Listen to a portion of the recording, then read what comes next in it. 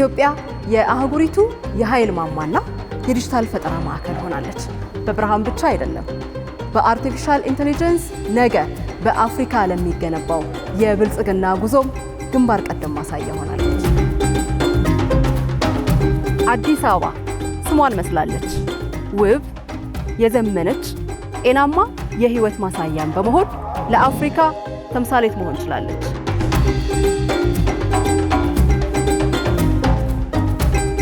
አዲስ አበባ የአፍሪካውያን መሰብሰቢያ ብቻ አይደለችም፣ የነፃነት፣ የፈጠራ እንዲሁም ደግሞ የጋራ መኖሪያ ቤትን ጭምር ናት።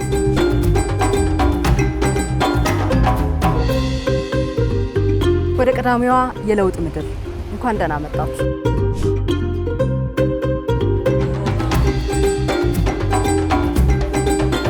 In this new era, we cannot speak in fragments.